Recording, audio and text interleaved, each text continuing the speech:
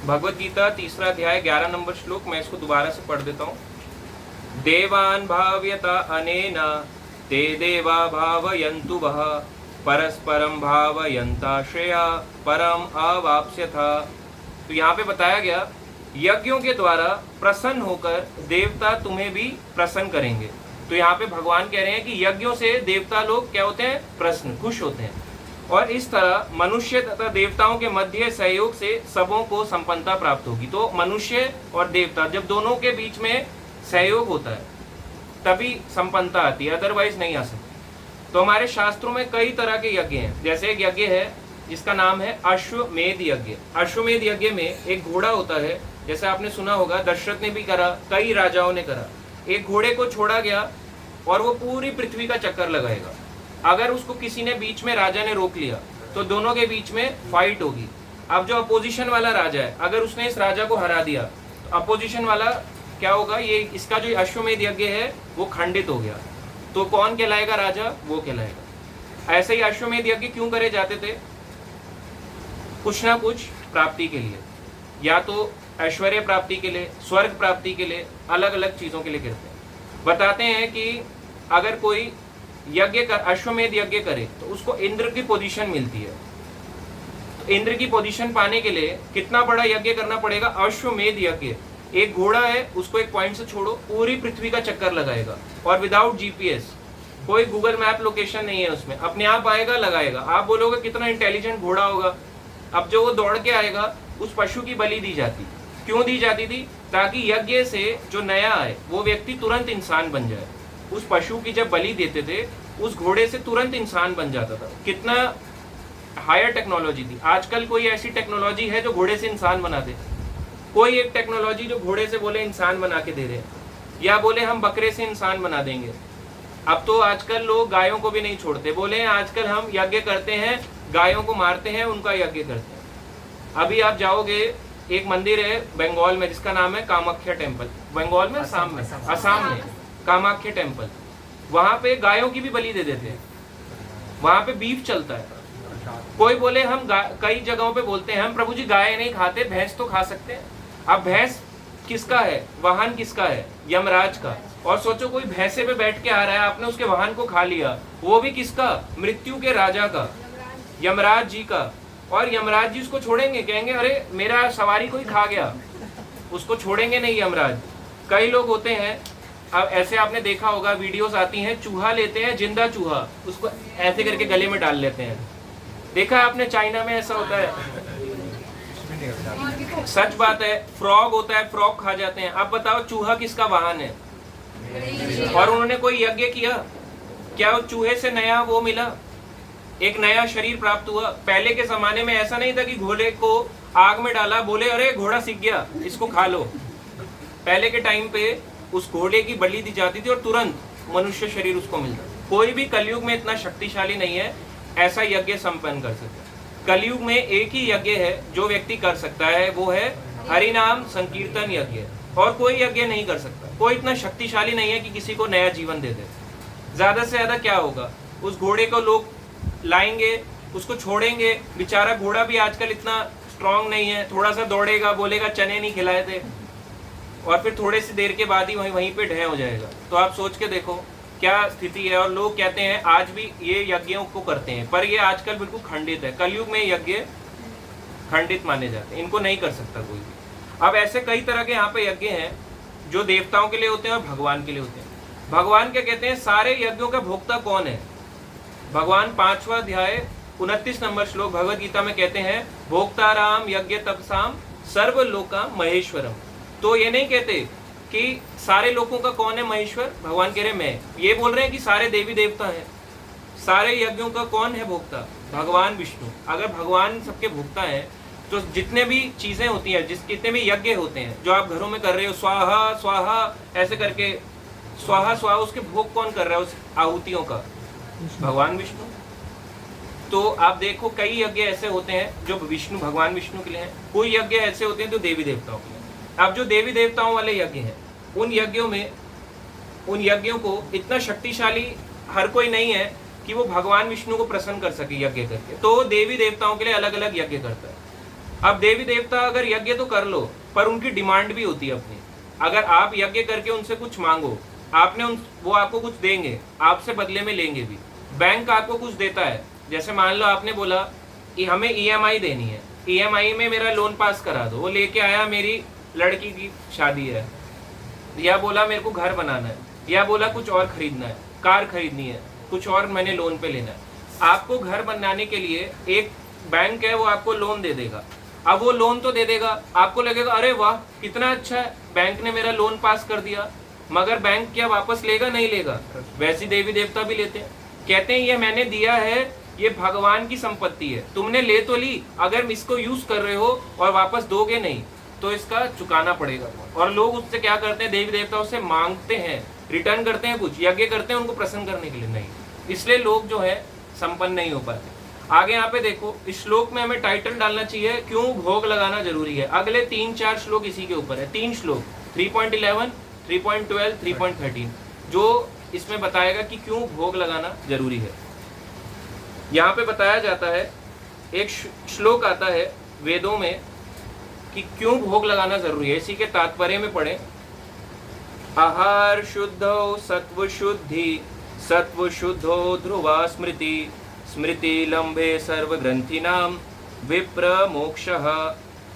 यहाँ पे बताते हैं कि कैसे भोग लगाने से क्या होता है, उसका आउटकम क्या है, रिजल्ट। क्यों भोग लगाना हर बार जरूरी है, क्यों इन चीजों पे फोकस किया जाता है। लोग कई अपना इस चीज को समझ नहीं पाते, कहते हैं ये भोग वो क्या होता है। भोग मतलब तो होता है बस भगवान के आगे ऐसे रख दिया और हो गया भोग। अब यहाँ पे बताया जाएगा इसका प्रोसेस, क्यों ये जरूरी है। यहाँ पे बताते हैं, यज्ञ से मनुष्य के खाद्य पदार्थ शुद्ध होते हैं। जब वो यज्ञ कई तरह के होते हैं, स्वाहा स्वाहा।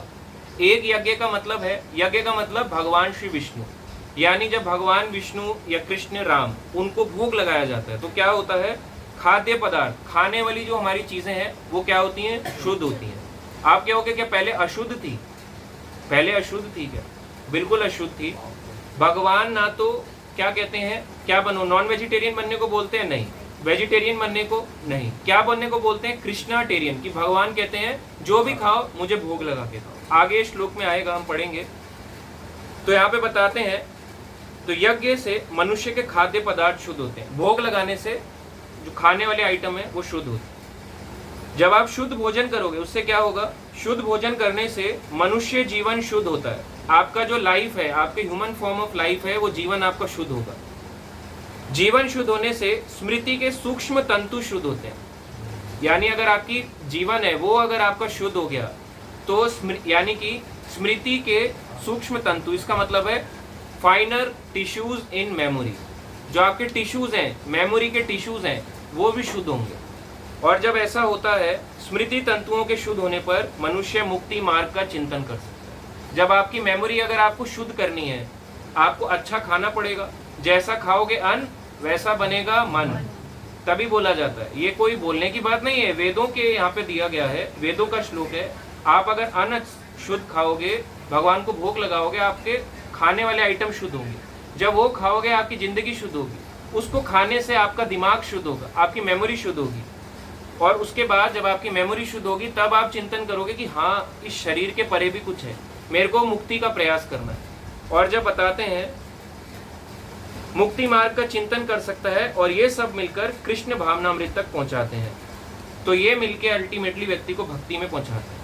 तो अगर आपको भक्ति में बने रहना है तो खाने में भोग लगा के ही खाना चाहिए। कुछ भी खाओ, चाहे वो क्या हो, एक कोल्ड ड्रिंक हो, चाहे एक कोल्ड ड्रिंक भी कौन सी, पेप्सी नहीं लगानी है भगवान को भोग। भगवान को भोग लगाने के वैसे कई आइटम्स हैं, बट फिर भी कई बार लोग बहुत कॉमन क्वेश्चन पूछते हैं, क्या क्या भोग लगाएं।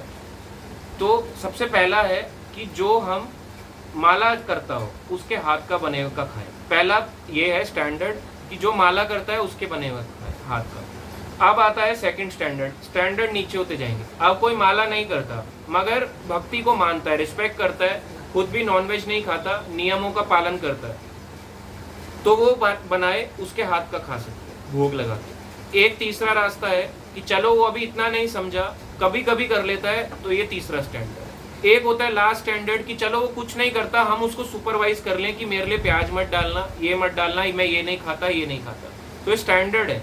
मगर ये ना सोचो कि मुझे फर्स्ट इस तक नहीं आगे बढ़ना। अगर किसी को आज फर्स्ट क्लास में है, सेकंड में भी जाएगा, थर्ड में भी जाएगा, फोर्थ में भी जाएगा, 12th तक भी तो जाना है ना। अब व्यक्ति होता है प्रभु जी आपने मुझे इतना बताया था, इतने से मैं संतुष्ट हूँ, इसी से जीवन काट रहा होता है, कहता है बस मैं इससे बनवा लेता हूँ, ये मेरा है, कुक आता है, कुक बना लेता है, मैं देखता रहता हूँ, प्याज मत काट, बस हो गया। मेरे घर में ये लोग खाते हैं, 4 लोग, मैं नहीं खाता, मैं कुक आता है, कुक को बोल देता हूँ काट के रख दो और इसको बना दो। तो ये उसके लिए है जो अभी बिल्कुल नया है, कुछ तो कम से कम उसकी बुद्धि में कुछ तो जाएगा, इसके लिए है। मगर ये लास्ट स्टैंडर्ड नहीं है, फाइनल स्टैंडर्ड यही है कि जो माला करता है उसके हाथ का था। अब आप देखोगे मैक्सिमम जो चीज़ें होती हैं, कई बार लोग कहते हैं कि प्रभु जी जो इस्कॉन में मिलता है मंदिर में या कहीं मंदिरों में हम मिलता है, वहाँ तो हम देखते हैं माला नहीं करते। हम गोविंदा रेस्टोरेंट जाते हैं, वहाँ पे हम देखते हैं सारे लोग तिलक लगाए नहीं होते, हर लोग माला नहीं कर रहे होते। या हमें कैसे पता लगेगा माला कर रहे होते हैं? जब लार्ज स्केल में कुकिंग होती है तो केवल सुपरविजन हुआ जाता है, वहाँ पे आप नहीं देख सकते प्रभु जी आप माला करते हो, बोलेंगे हम नहीं करते, कहाँ से बनाएंगे, 50 आदमी का बनाना है, माला करे 50 आदमी का बनाए। तो सुपरविजन होता है। मोस्टली जितने भी आप टेम्पल प्रोग्राम, फेस्टिवल प्रोग्राम्स को लेके जो क्वेश्चन करते हैं, वहाँ पे माला करने वाले भक्त नहीं बनाते। 100% वहाँ पे सुपरविजन ही चलता है, केवल देख सकते हैं, आप बना नहीं सकते। कैसे बनाओगे? नमक मिर्च का अंदाजा कैसे लगाओगे जब आपने 100 लोगों का कुक नहीं किया? प्रभु जी तो एक्सपर्ट है 50 आदमी का बनाने के लिए, 50-100 आदमी बनाओ, मगर हर कोई तो एक्सपर्ट नहीं है ना। उनके जैसे मान लो 1000 हमें चाहिए ऐसे भक्त, कहाँ से लाओगे 999 को, इतने सारे कुक्स को? तो इसलिए सुपरविजन चलता है। तो सेट स्टैंडर्ड यही है कि माला करने वाले के हाथ का पाए। लास्ट ऑप्शन ये है कि चलो सुपरवाइज तो करवा लें, खुद नहीं कर, कोई नहीं करता तो मैं तो देख लूं कि मेरे लिए प्याज लहसुन तो नहीं डाला जा रहा, ये लास्ट स्टैंडर्ड है। बट इसको ये लाइफ की जिंदगी मत मान ले कि मुझे यहीं तक रहना। इसलिए भोग लगाना जरूरी है। जिसको जो भोग लगाता है, कई बार लोग कहते हैं प्रभु जी भोग लगाए, हम ना जाते हैं इधर उधर, मन नहीं लगता, माला करने का मन नहीं करता, भक्ति करने का मन नहीं करता, गंदे विचार आते हैं। तो विचार गंदे क्यों आ रहे हैं? जैसा खाओगे अन्न वैसा बनेगा मन, क्योंकि आपने गंदा खाया। एक बार एक बात की बात आते हैं, ये रियल स्टोरी पे है। एक बार एक इस्कॉन जुहू के ब्रह्मचारी थे, वो प्रभु जी जो थे उन्होंने बोला, किसी के हाउस प्रोग्राम में गए, उन्होंने कीर्तन किया, हरे कृष्णा महामंत्र कीर्तन किया, क्लास करी, कथा किया, और उसके बाद बोला हरि बोल आज प्रसाद होगा, चलो सब आ गए, सारे लोग एक साथ आ गए। अब उन्होंने सबने प्रसाद पाया, सब लाइन से बैठे, सबने प्रसाद पाया। प्रसाद पाने के बाद जो थे वो अपने यहाँ वापस चले गए मंदिर में। वापस गए तो वापस जाके उनको अजीब से सपने आए। उन्होंने देखा कि मुझे मर्डर का सपना आ रहा है। ऐसा क्यों हुआ उनके साथ? क्योंकि अब वो कॉल करते हैं उन्हीं प्रभु जी माता जी को जिनके घर बनाने गए थे। वो कह रहे हैं आप लोग ने तो दीक्षा ली हुई है और आप लोग जो हो माला भी करते हो, 16 माला, आप तो सारे नियम पालन कर रहे हो, तो मुझे मर्डर के सपने क्यों आ रहे हैं? एक तो हो गया ठीक है कॉन्शियसनेस, चेतना किसी की खराब हो तब आ रहे हैं। एक हो गया पूर्व जन्म के कर्म कट रहे हैं, वो भी एक्सेप्टेबल है। पर कोई अगर ऊंची स्थिति पे हो तो वो समझ जाता है कि मुझे ऐसा सपना आया, जरूर कुछ गड़बड़ थी। तो उन्होंने पूछा ऐसा क्यों हुआ कि मेरे को ऐसा सपना आ रहा है? तो उन्होंने बोला कि प्रसाद किसने बनाया? कह रहे हमने ही बनाया, प्रसाद में कुक तो हमने ही करा है, और हमारे साथ जो हमारे घर में मेड आती है वो 2 माला करती है, मिलके करा है। कह रहे अच्छा 2 माला करती है फिर तो कोई दिक्कत नहीं होनी चाहिए। कह रहे मेड जो है कब से आ रही है? कह रहे कई सालों से आ रही है, वो भी माला करती है, रोज 2 माला करती है हमारे घर में आके, और साफ सुथरा रहती है, नियम पालन करती है। तो कह रहे ऐसे मुझे सपने क्यों आ रहे हैं? अब उन्होंने और फर्दर पूछा मेड से जाके, क्या आपने किसी की हेल्प ली थी? मेड ने बताया मेरे हस्बैंड थे, मैंने उनसे सब्जियां कट करवाई थी। कट करवाने के बाद मैंने उसको धोया, धोने के बाद मैंने मिलके प्रभु जी माता जी हम लोगों ने मिलके सबको कुक करा प्रसाद को। अब जो कटवाया था उनसे पूछा, जिन्होंने उनके हस्बैंड ने को काटा था, जो उनके घर में आती थी, उन्होंने पूछा कि आपने कट किया, आप क्या करते हो? उन्होंने बोला अभी तो मैं थोड़ा बहुत करने लगा हूँ वाइफ के कहने पे, इससे पहले मैं जेल में था, मर्डर करके मैं जेल में था, मर्डर करके बाहर आ गया हूँ, रिहा हो गया हूँ, इस तरह से। तो उनको समझ आया, क्योंकि उन्होंने उतनी पहले जो मर्डर करा था, उस मर्डर की चेतना आज तक उनके दिमाग में देखो कहाँ से आई, कितने फाइन तरीके से चल रही है। वहां मर्डर किया, मर्डर करके उनकी लाइफ, अब वो जेल काट के सजा काट के आ गए, सुधर गए हैं, भक्ति मार्ग पे चलने का प्रयास कर रहे हैं। उससे उनकी वाइफ ने धो भी दिया, सफाई करके खूब उसमें नींबू नमक डाल के धो दिया। उसके बाद वो जो प्रभु जी माता जी थे दीक्षित भक्त, दीक्षा ली हुई थी इस्कॉन से, उन्होंने बना भी दिया। बनाने के बाद भगवान को भोग भी लग गया, और भोग लगने के बाद भी उन प्रभु जी ने पाया, सबने पाया, किसी को ऐसा थॉट नहीं आया, मगर एक पर्सन को, एक भक्त को ऐसा थॉट आया। तब उन्होंने जाके इसको क्लैरिफाई किया। तो सोचो कितना डीप होता है। और जनरली हम देखते हैं लोग तो कैसे भी खा रहे होते हैं। आप देखो एक हाथ से यूं ऐसे पसीना गिर रहा है, उसी हाथ से चाउमीन चल रही है। और बर्गर वाला, एक बार ही हमारे यहाँ पे एक बर्गर वाले थे, मैंने देखा कि लोग ऐसे क्यों खाते हैं ऐसा बर्गर। उस समय में भक्ति में भी नहीं था, वो अपने रेडी के पीछे टॉयलेट करते थे और बिना हाथ धोए, इनकी पानी की कमी थी, दोबारा से बर्गर स्टार्ट कर देते थे। और लोग कहते थे आज टिक्की बड़ी स्वादिष्ट हो रही है। तो आप बिलीव करो, देखो कितना बुरा हाल है। और उन लोगों को क्या अच्छे थॉट आने वाले हैं भगवान के, फिर वो कहेंगे मुझे, हमें भगवान का थॉट नहीं आता। भक्ति तो बड़ी कर रहे हैं प्रभु जी, माला भी कर रहे हैं, मन नहीं लग रहा। आपका मन लगेगा ही नहीं, आप प्रसाद नहीं पा रहे हो। तो ये था प्रसाद से रिलेटेड। आगे के 2 श्लोक भी हैं, आगे पढ़ेंगे। कोई पढ़ना चाहेगा इन्हीं श्लोक को? कोई भी ट्राई करना चाहे? इष्टानां भोगानां ईवः देवः दास्यन्ते यद् भाविताः ते गतानाम् अप्रदाय अभिह य गुणेद सतेन एव सव। हाँ, इसको मैं दोबारा से पढ़ता हूँ। इष्टान भोगान इव देवा दास्यन्ते यज्ञ भाविता ते दत्तान अप्रदाय एभ्यः या भुंगते स्थेना एव सह। यहाँ पे बताया गया है जीवन की विभिन्न आवश्यकताओं की पूर्ति करने वाले विभिन्न देवता यज्ञ संपन्न होने पर प्रसन्न होकर तुम्हारी सारी आवश्यकताओं की पूर्ति करेंगे। जब देवता प्रसन्न हो जाएंगे, सारी आवश्यकताओं की पूर्ति करेंगे। अब ये किसके लिए? भक्त के लिए है श्लोक। ये बताया जा रहा है जो लोग भगवान की भक्ति नहीं कर सकते, कम से कम देवताओं को तो प्रसन्न करें, उनके लिए बताया जा रहा है। किंतु जो इन उपहारों को देवताओं को अर्पित किए बिना भोगता है वह निश्चित रूप से चोर है। अगर कोई देवताओं को इनका क्रेडिट नहीं देता तो वो क्या बोला गया है शास्त्रों में? चोर। जैसे आज जो अन्न आ रहा है, अन्न किसने करा? अन्न कैसे बढ़ता कैसे है? बारिश से। कहीं बारिश नहीं होती, सूखा होता है, वहां पे गेहूं होते हैं? नहीं होते, बारिश से होता है। बहुत तेज ज्यादा बारिश आ जाए तो भी नहीं होगा, तो धान की खेती होगी, मगर होगी। तो बिल्कुल बारिश ना होना भी प्रॉब्लम है, बहुत ज्यादा भी होना प्रॉब्लम है। अगर देखो यहाँ पे, और यहाँ पे बताया गया कि 5 तरह के महायज्ञ होते हैं, 5 महायज्ञ। ये भागवतम में भी बताया गया है, यहाँ पे भी बताया गया है। अब ये 5 महायज्ञ प्रभुपाद जी इसी तात्पर्य में लिखते हैं।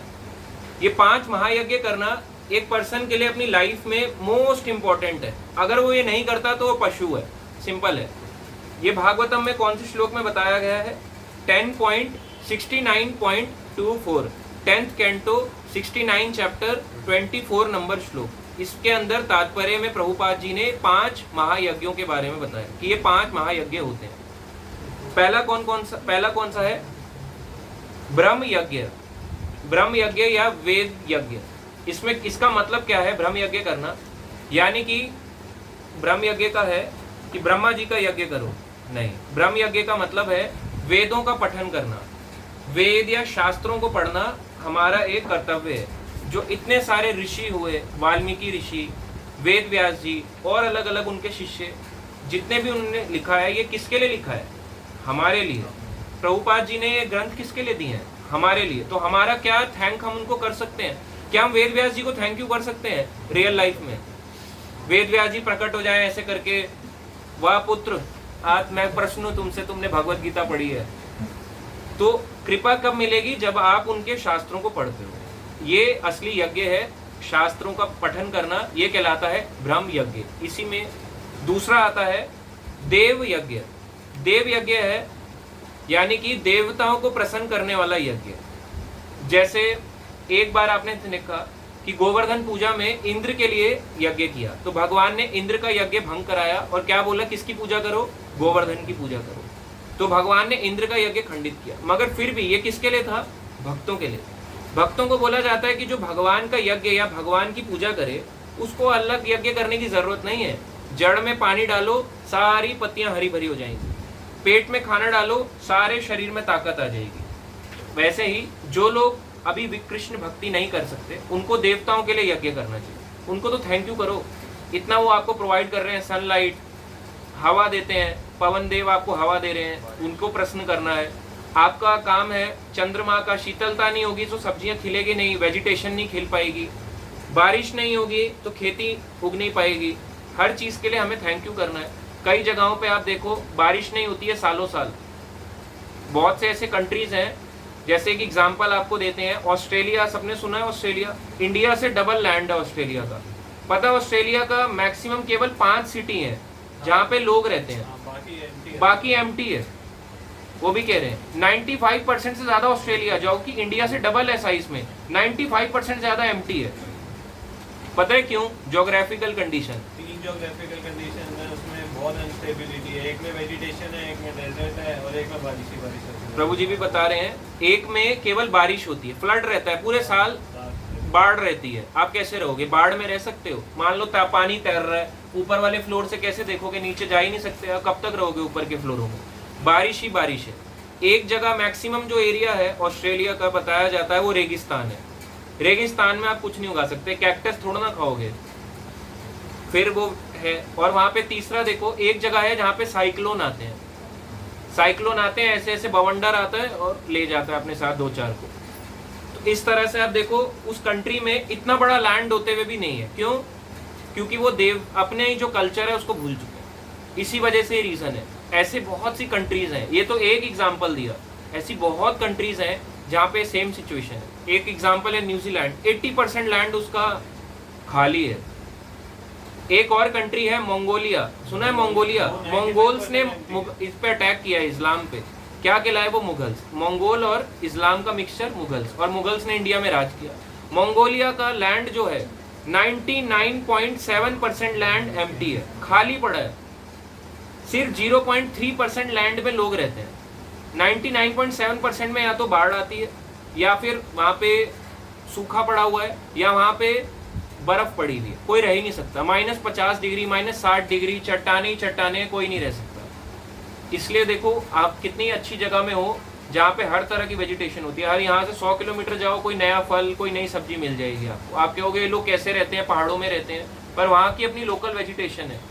आप चाहे यहाँ पे इंडिया में हिमालयस की ओर जाओ, यहाँ पे भी आपको वेजिटेशन मिलेगी, जबकि वो उनसे ऊंचे पहाड़ हैं, यहाँ पे भी मिलती है। तो देखो भगवान ने हमारे को इंडिया में, भारत में रहने वाले लोगों को कितना कुछ दिया। पहले पूरा पृथ्वी भारत कहलाता था। जितने लोगों ने वैदिक सभ्यता को त्यागते गए और अपनी अपनी कंट्री बना ली, हमारी कंट्री, हमारी कंट्री, हमारी कंट्री, हमारा देश, हमारा देश, उनका क्या हाल हुआ देखो। ये पूरा अर्थ ही भारत था। पृथ्वी नाम जो पड़ा है, ये भगवान के एक अवतार है, पृथु महाराज, उनके नाम पे पड़ा है। एक राजा थे जिनका नाम था राजा अंग, अंग के पुत्र हुए राजा वेन, वेन के राजा हुए, वेन के पुत्र हुए पृथु महाराज। पृथु महाराज भगवान कृष्ण के एक अंश अवतार है, उन्हीं के नाम पे पृथ्वी नाम पड़ा। पृथ्वी जो है भगवान के नाम पे पड़ा है। राजा पृथ्वी के कौन थे? इक्ष्वाकु, इक्ष्वाकु, मनु, इक्ष्वाकु, इनके आगे की पीढ़ियां पूरी पृथ्वी के राजा थी। पांडव जो थे, युधिष्ठिर, पूरी पृथ्वी के राजा थे। मगर बाद में जब वैदिक सभ्यता को लोग त्यागने लगे, कलयुग आते ही, एक ने बना दिया African continent, north American continent, south American, Antarctica तो अलग ही हो गया पूरी तरह से, क्योंकि कुछ बचा ही नहीं ना। नीचे की आप कंट्रीज देखते हैं, ऑस्ट्रेलिया, न्यूजीलैंड, अब वहाँ पे लोग रहते हैं पर मैक्सिमम एरिया उसका खाली, और कोई रह भी नहीं सकता। रहोगे कैसे? डेजर्ट में कैसे रहोगे? कब तक सर्वाइव करोगे? एक यहाँ पे इंडिया का थार डेजर्ट है, आप देखो वहाँ पे कोई नहीं रहता, तो वहाँ पे तो पूरी 90% कंट्री का यही सिचुएशन है, नहीं रह सकते। तो भगवान कब, देवता कब प्रसन्न होते हैं? जब उनके लिए यज्ञ किए जाए। इंडिया में आज भी लोग ऐसे हैं जो देव यज्ञ कर रहे हैं, इसका मतलब, नहीं तो ये संपन्नता आ ही नहीं सकती। और जो लोग देव यज्ञ नहीं कर रहे, वो क्या कर रहे हैं? भगवान विष्णु के लिए यज्ञ कर रहे हैं। और जो विष्णु यज्ञ भी नहीं कर सकते, वो क्या कर रहे हैं? हरिनाम संकीर्तन यज्ञ। इसलिए आज हर किसी को बोला जा रहा है, अगर आप कोई यज्ञ नहीं कर सकते, भगवान का हरिनाम संकीर्तन यज्ञ करो। ये संकीर्तन यज्ञ में हर तरह की जो आप चाहते हो संपन्नता आएगी, कोई अलग से करने की जरूरत नहीं है। स्वाहा स्वाहा आपको नहीं करने की जरूरत। घी चाहिए, प्योर मिले ना मिले कोई टेंशन नहीं। आपको यहाँ पे पुरोहित मिले, अच्छे से मंत्र उच्चारण करने वाले, कोई बात नहीं। ऐसे बुलाया था, आप करो प्रभु जी, आप करो, आप करो, चाहे आपसे अच्छे से ना हो कीर्तन, आप टूटा फूटा भी गाओ, बट गाओ, इससे संपन्नता आएगी। कोई कलयुग में और यज्ञ नहीं कर सकता। दूसरा है देव यज्ञ। तीसरा आता है पितृ यज्ञ। 5 महायज्ञ में से पहला ब्रह्म यज्ञ, देव यज्ञ, तीसरा पितृ यज्ञ। पितृ यज्ञ में क्या होता है? पितरों की फोटो लगा के स्वाहा स्वाहा करना, यही है क्या? पितृ यज्ञ होता है पितरों का श्राद्ध। पितरों को भी तो थैंक यू करना है, उन्होंने हम उनकी पीढ़ी में आए, हमें जो कल्चर आज जो भी हमारे संस्कार मिले हमारे पितरों से मिले। हम बोलते हैं ना ये हमारे को मेरे पेरेंट्स से मिला, तो पितरों के लिए भी हम थैंकफुल हैं। हम क्या पितरों को थैंक यू कर सकते हैं कभी लाइफ में? कैसे करोगे थैंक यू? उनके लिए श्राद्ध करके। श्राद्ध में क्या होता है, अब लोग पितृ पूजा और श्राद्ध को एक समझते हैं कि दादा दादी की फोटो लगाई या परदादा जी की लगाई और ऐसे पूज दिया। ये नहीं, पितृ आरती नहीं करनी है। पितृ यज्ञ का मतलब है श्राद्ध करना। श्राद्ध में क्या होता है, साल का एक समय आता है 15 दिन का, जिसे पितृ पक्ष कहते हैं। उस टाइम पे ये पितृलोक का लंच टाइम होता है। पितृलोक कहाँ पे आता है पता है आपको? नरक लोक के पास है। इस 14 लोक के पास, यहाँ पे नहीं है लाइन में, नरक लोक के पास है, वहां पे है। अब वो वेटिंग स्टेशन की तरह है।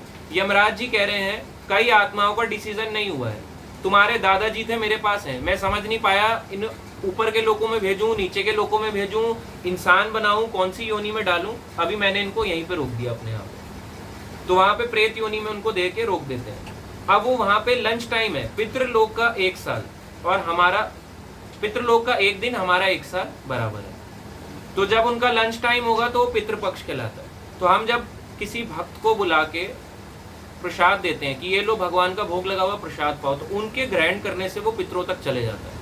जैसे एक ईमेल होती है, दिल्ली से भेजो या व्हाट्सएप पे, अब तो ईमेल तो खत्म ही हो गया, बर्बाद हो गया ईमेल सिस्टम भी। व्हाट्सएप करो, यहाँ से पूरी कंट्री में कहीं पे भी आप लड़ाई करा सकते हो। आज ये हो गया, आज ये हो गया, कुछ भी डाल दो।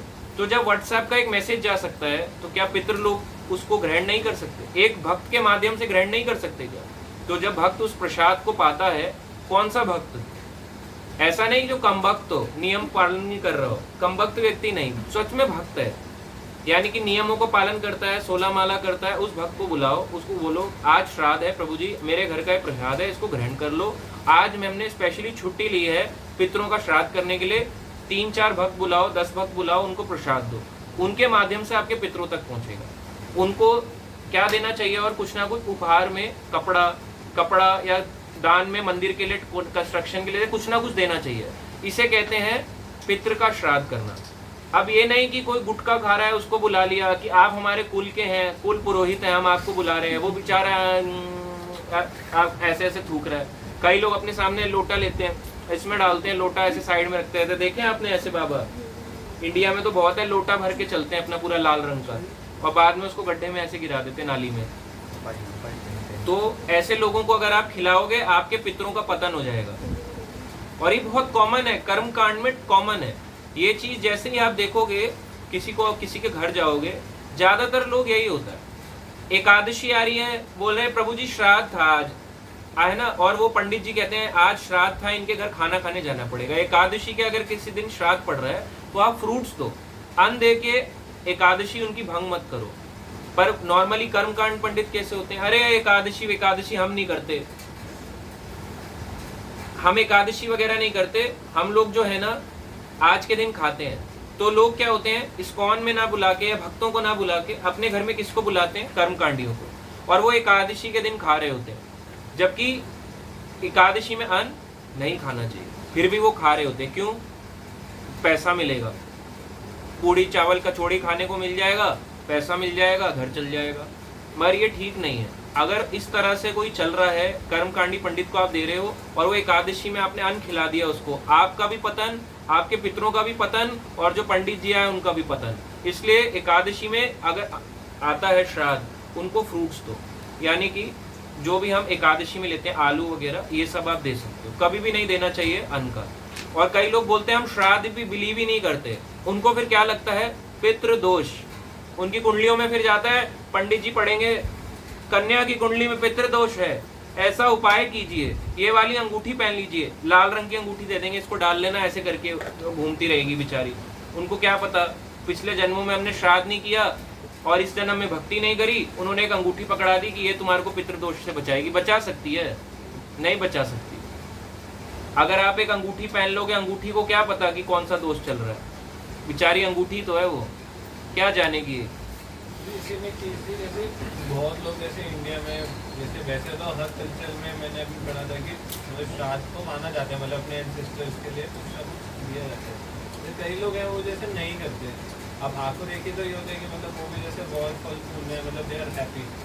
एक होता है कि मटीरियल हैप्पीनेस आपके पास है but you are not satisfied with it, but वो लोग अंदर से भी बहुत खुश रहते हैं। तो फिर ये वाली चीज़ कहते हैं। हाँ, ये प्रभु जी का क्वेश्चन समझ आया। वो कह रहे हैं कि कई लोग ना श्राद्ध नहीं करते और इंटरनली बड़े हैप्पी होते हैं, बोले हम श्राद्ध नहीं करते, हम तो फल फूल रहे हैं, हमें कोई पितृदोष नहीं लगा। या फिर वो मतलब एक होता है कि आप मान रहे हो वो नहीं करो, कहते हैं हम हमें बिलीव ही नहीं clarity करते। नहीं है, तो जैसे हमें आजकल की clarity करंट जनरेशन है, उनको पता ही नहीं। पता ही नहीं है हमें। पैसा बताओ क्यों होता है? क्योंकि उनके पेरेंट्स ने ना उनको कभी करना भी नहीं बताया, इसकी इंपॉर्टेंस नहीं बताई। पेरेंट्स उसकी इंपॉर्टेंस ही नहीं बताते, खुद ही लगे रहते हैं। पंडित जी आए, खाना पीना खा के चले भी गए, बच्चा सो रहा है, 12 बजे उठ रहा है ऐसे करके, कौन आया था उसको पता ही नहीं चला कौन उठ के आया, क्योंकि सुबह सोया बेचारा 5 बजे, हो इतनी मेहनत करके रात भर व्हाट्सएप चला रहा था, इंस्टाग्राम चला रहा था, उसको पता भी नहीं चला कौन उसके घर आया, उसके घर से चला भी गया। तो ये केयरलेसनेस है। पेरेंट्स को डांटना चाहिए, इसमें पेरेंट्स का कर्तव्य है। वैसे उसको मारेंगे, दिलाओ तेरे को चॉकलेट ऐसे करके, दिलाओ तेरे को चिप्स मांगता है ये ले, खिलौना मांगता है ये मांगता है, गाड़ी मांगता है, उसको चांटे ही चांटे मारेंगे। और यहाँ पे उसको कुछ नहीं बोल रहे, सो जा कोई बात नहीं, तेरे लायक नहीं है ये। फिर लोग बोलते हैं हम लोगों को बड़ा पछतावा हो रहा है, हमारे बच्चे अच्छे नहीं बन पाए। और जिनके आ रहे हैं वो वैसे ही दुखी हैं कि क्यों आ रहे हैं जिनके जा रहे हैं वो भी दुखी, जिनके नहीं जा रहे वो भी दुखी हैं। तो श्राद्ध बहुत ही मोस्ट इंपॉर्टेंट है। ऐसा नहीं है कि भक्तों के लिए ये कोई निर्धारित कर्म है, भक्त इससे भी मुक्त है। भगवान की भक्ति में कोई चले जाता है तो उसको कोई किसी चीज का बंधन नहीं लगता, तो इससे भी मुक्त है। मगर क्यों करते हैं? कंपैशन, दया भावना से, कि जो पितृलोक में होंगे बेचारे फंसे हुए होंगे, या कोई नई योनि में चले गए, मान लो शेर बन गए, बहुत मांस खाते थे दादाजी, शेर बन गए। अब वो शेर बन गए तो आपने श्राद्ध किया, आपने तो भोग लगा हुआ अन्न खिला दिया, प्रभु जी माता जी या जो भक्त आए उनको खिला दिया, उन्होंने ग्रहण कर लिया। अब वो जा रहा है पितृलोक तक, वो कह रहे हैं पितृलोक तो डिसीजन कब का हो गया इनका, अब तो ये शेर बन चुके हैं। तो वहां पे शेर को क्या मिल जाएगा? शेर कहेगा अरे वाह, आज तो हिरण मुंह पे खुद आ गया चल के, हिरण पास में होगा बस ऐसे ग्रैब करेगा, खा लेगा, कहेगा वाह आनंद आ गया आज। ऐसा हिरण तो कभी नहीं मिला, इतना टेस्टी स्वादिष्ट हिरण। और टाइम पे हिरण होते हैं, बीमार होते हैं, सींग होते हैं, उनके सींग अलग निकालने पड़ते हैं हमें, आज हमें टेस्टी हिरण आ गया, खुश हो जाते हैं। या अगर कोई हो, कई बार आपने देखते हो श्राद्ध के दिनों में आप नॉर्मली खाना खाते हो, साल में पूरे समय नहीं लगेगा, श्राद्ध के दिन में आप श्राद्ध के 15 दिन के अंदर आप खाना कुछ भी आप खा रहे होगे, उसी भोग लगे हुए अन्न को आप रोज खा रहे हो, भोग लगे प्रसाद को। मगर श्राद्ध में खाओगे अलग सा फील होगा। क्यों? क्योंकि पूरी हलवा बनता है। ये रीजन नहीं है, क्योंकि उस दिन अलग ही टेस्ट आता है। इसका मतलब आज भी कोई है जो हमारे लिए श्राद्ध कर रहा है, इस योनि में हम आ गए हैं, आज भी हमारा श्राद्ध कंटिन्यूअसली चल रहा है। तो पितृदोष लगता है अगर वो नहीं करता, और उसके सारे काम जो होते हैं बिगड़ने लगते हैं। पितृदोष से क्या होगा? धन कमाने लगेगा, वेस्ट हो जाएगा। अगर वो अच्छा काम करेगा, यानी कि घर बनाएगा या कुछ और अच्छा काम, भंडारे करेगा, सफल भंडारे में लोग लड़ रहे होंगे, उसका पतीला उछाल देंगे। घर बना रहा होगा, पड़ोसी आ जाएगा हथौड़ी लेके, चल तेरी दीवार तोड़ू, ऐसी लड़ाइयाँ होती रहेंगी। तो ये पितृदोष है। इसको कैसे, सारे दोषों को कैसे खत्म कर सकते हो? केवल भगवान की भक्ति से। जिसको प्रोसीजर ही नहीं पता वो क्या भोग लगाएगा। लोग ऐसे रखते हैं अपने घर में ना, कटोरी लिया, चावल लिया, थोड़ा दाल राइस डाला, एक दही रख दिया, पितरों की फोटो के आगे रख दिया। वो खाएंगे क्या ऐसे? कहेंगे पहले ये दुष्ट, पहले ही हमें कुछ नहीं मिल रहा है यहाँ पे, और तू कह रहा है ऐसे डायरेक्ट खा ले फोटो पे आके, हम कभी नहीं खाएंगे। मान लो अगली योनि में चला गया, फोटो क्या कर लेगी? आपने तो फोटो के कंसेप्ट पे रखा कि वो फोटो पे आएंगे, फोटो में ऐसे करके ग्रहण कर लेंगे, मगर वो तो अलग योनि में चले गए, तो फोटो से कैसे खाएंगे? भगवान तो नहीं है वो कि आपकी फोटो से खा लेंगे ऐसे करके। भगवान तो ऐसे देखते हैं, दृष्टिपात करने से खा लेते हैं। मगर पितरों को तो खाना है ना भाई, उनको तो भूख लगी है, वेट कर रहे हैं। अगर पितृलोक में हो तो और बुरी दशा है, नई योनि मिल गई तो चलो फिर भी ठीक है, मगर उनको वेट तो करना है। तो हमें वेटिंग नहीं कराना है उनको इस तरह से पितृ श्राद्ध करना चाहिए। एक हो गया पितृ यज्ञ। अब चौथा आता है भूत यज्ञ। ये कौन सा भूत प्रेतों वाला यज्ञ नहीं, भूत यानी जितने भी जीव जंतु हैं उनकी हेल्प करना। अब जैसे आज के समय में आप देखते हो गाय है, बेचारी गाय होती हैं, वो कूड़ा खा रही होती हैं और लोग उनको जाके रोटी तक भी देना नहीं चाहते। अपने घरों में रोटियां फेंक रहे हैं, कुत्तों को दे रहे हैं, सबको दे रहे हैं, मगर वो गाय जिससे दूध आता है, एक कुत्ता उनको रिटर्न में क्या देता है बताओ। मैं ये नहीं कह रहा कि हम डॉग कल्चर के अगेंस्ट हैं, एक डॉग उन्हें क्या देता है लाइफ में, क्या देता है। एक बिल्ली उन्हें क्या देती है, ऐसे ऐसे लोग बिल्ली को ऐसे से सुला रहे अपनी गोदियों में, मोटी मोटी बिल्लियां व्हाइट कलर की, देखी है, उसके बाल ही बाल होते हैं ऐसे करके, है पर्शियन कैट ऐसे करके, और उस पर्शियन कैट को ऐसे खिला रहे हैं। वो पर्शियन कैट भी, और वो बड़ी वैसी होती है, वो चूहे हुए भी नहीं खाती, वो कुछ नहीं खाती, वो आलसी होती है, बैठी रहेगी, गर्मी उन्हें बहुत लगती है, एसी चलाओगे ठीक है, नहीं तो मर जाएंगी। सेम एक डॉग होता है हस्की ब्रीड, लोग उसको खिला रहे हैं, वो भाग रहा है ऐसे ऐसे करके। लैब्राडोर होता है, वो मैं देखता हूँ लोगों के बाथरूम में बैठा हुआ है, दरवाजा खोला देखा कुत्ता बैठा हुआ है लोगों के घरों में, पानी चाहिए ना उनको, वो बैठे रहते हैं अपना मस्त। और एक बेचारी गाय, वो बाहर कूड़ा खा रही है, उसको कह रहे हैं खा ले, जबकि बोला गया है हमारी 7 माँ है, हमारी जन्म देने वाली माँ और गाय माता, ये दोनों समान है। अपनी जन्म देने वाली माता को लोग गाड़ियों में घुमा रहे हैं, आओ मम्मी घुमाता हूँ आपको, अच्छे से वो मम्मी एसी खा रही हैं, बिल्कुल टॉप एकदम टिच होके जा रही हैं। बेचारी गाय है, उसके पेट में पन्नियां जा रही हैं, कूड़ा जा रहा है, उस पर ध्यान नहीं दे रहा, और अपने आप को क्या बोल रहा है, मैं बड़ा मॉडर्न हो गया हूँ। अरे तुम्हारी माँ ने कुछ नहीं खाया, तुम्हारे को दोष नहीं लगेगा? लगेगा। ऐसी चींटियां होती हैं, चींटियों के लिए देखना, कई लोग आटा डाल देते हैं ऐसे करके, और कई लोग चींटियों को मार डालते हैं, कुचल डालो इनको आज ही सारा हिट विट रेखा लगा के, या इन पे कॉकरोच आ रहे हैं बाहर, ऐसे अधमरा पड़ा हुआ है, डेड बॉडी पड़ी हुई है। फिर कह रहे हैं प्रभु जी घर के अंदर नेगेटिव वाइब आ रही है, आपने उसका शरीर वहीं त्याग करवा दिया अपने घर में, नेगेटिव वाइब नहीं आएगी। एक जीवात्मा है, उसको कहीं और शरीर त्यागना था, आपने करके मारा हुआ, ऐसे करके मरा हुआ है, अब उसके मरा हुआ आत्मा तो बाहर आ गई। उसके घर में जो बॉडी पड़ी है वो क्या पड़ी है? डेड बॉडी, जिसका कोई अंतिम संस्कार नहीं होता। तो फिर कह रहे हैं प्रभु जी मेरे घर में बड़ा नेगेटिव वाइब्स है, यही नेगेटिविटी आपने खुद फैला रखी है। अपने कई लोगों के घरों में जाओ आप, लोगों के घरों में घंटी नहीं है, पूछो घंटी है, कह रहे घंटी तो कभी खरीदी नहीं, फोटो खरीदी है बस घंटी भी नहीं खरीदते। फिर कह रहे नेगेटिव वाइब क्यों है घरों के अंदर? कुछ है ही नहीं, मतलब जो उनको स्पिरिचुअली कनेक्ट कर सके, घंटी शंख कुछ तो रखो, कुछ भी नहीं होता लोगों के घर में। एक फोटो भगवान का, वो भी काली हुई पड़ी रहती है, बता नहीं सकते काली माँ है या भगवान राम है, आप बता ही नहीं पाओगे। जाले लगे होते हैं, बहुत गंदा हाल होता है। आप देखना कई लोगों के घरों में मैंने देखा है, आप उनके घर में जाओ, सबसे सुंदर घर का क्या प्लेस होना चाहिए? मंदिर। जिसके पहले के समय में एक फ्लोर पूरा मंदिर को दे देते थे कि ये हमारे घर का मंदिर है, एक फ्लोर में हम रहेंगे, एक फ्लोर भगवान रहेंगे। अब क्या होता है, अब उतना बड़ा घर नहीं है, एक कमरा होता है तो वो लोग बोलते हैं एक कमरा हमारा। अब घर और छोटे हैं तो लोग कहते हैं इतनी जगह भगवान की, इतना हमारा। और कई लोग उतना भी नहीं देते, कहते रखूं ही क्यों मैं, फोटो लगा देंगे ऐसे करके इसी को कर लेंगे ऐसे करके।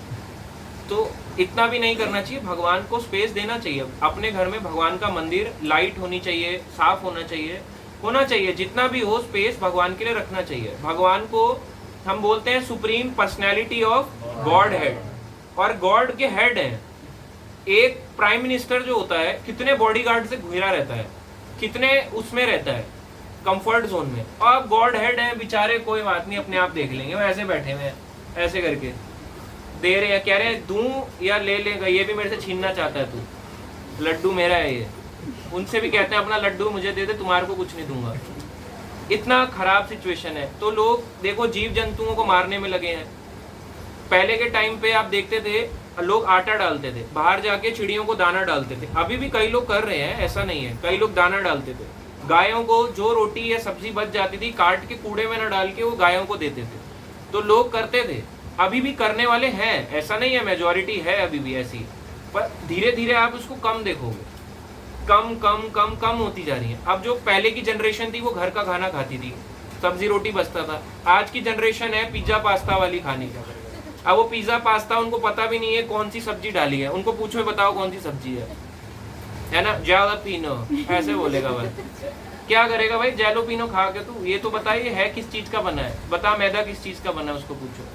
क्या जैलोपिनो, ऑलिव, 2-4 नाम याद कर लेगा बस, उसको ही गढ़ता रहेगा। उसको पूछो ये क्या है, ये कौन सी सब्जी है, लाल पीली ग्रीन कौन सी है, क्या है, 3 तरह की शिमला मिर्च है, बस इतना बोलेगा। अच्छा उसको पूछो जनरली ये होता है इंडिया में मिलती है, क्या है इसका, क्या है, कहेगा नहीं ये ज्यादा है, इतना मत पूछो कितने का है, क्या है, कहाँ से आता है, हमें नहीं पता, ये हमें नहीं पता, हमें बस खाने पीने से मतलब है। बचेगा गाय के लिए, गाय पास्ता तो खाएगी नहीं जूठा मिर्च मसाले वाला कूड़ा, वो फिर बच गया। पहले देखो वैदिक कल्चर कितना सिस्टमैटिक था, रोटी बच गई तो ऑटोमेटिकली वो गाय को आप दे सकते हो। वैसे तो गाय के लिए हमेशा देनी चाहिए, ताजी रोटी भी रखनी चाहिए, बट इन केस बच जाए जो जूठा नहीं हुआ वो भी आप दे सकते हो। तो सिस्टमैटिक था कि जितना चाहिए उतना ही खाओगे। पास्ता बनाओ इतना सारा, खाने वाला इतना पास्ता क्या होगा, कोई खाएगा? डॉग भी नहीं खाता उस पास्ता को, पता है, वो भी कहता कूड़ा है, तू खा कूड़ा है। हम भी नहीं खाते कूड़ा, यहाँ तक कि कबूतर भी नहीं खाते उस पास्ते को। डालना कभी वेस्ट पास्ता, कबूतर भी नहीं खाएगा उसको, केवल चींटियां आएंगी ऐसे ऐसे खाएंगे, कहेंगे कुछ तो मिला चलो आज। तो आप देखो पहले के टाइम पे ऑटोमेटिकली जो कल्चर था वो सभ्य था, अब वो धीरे धीरे घटता जा रहा है। तो भूत यज्ञ यानी कि जितने भी जीव जंतु हैं उनकी केयर करना, ये पहले एक जीवों का कर्तव्य था। 4 यज्ञ हो गए, ब्रह्म यज्ञ, देव यज्ञ, पितृ यज्ञ और भूत यज्ञ। 5वां है मनुष्य यज्ञ।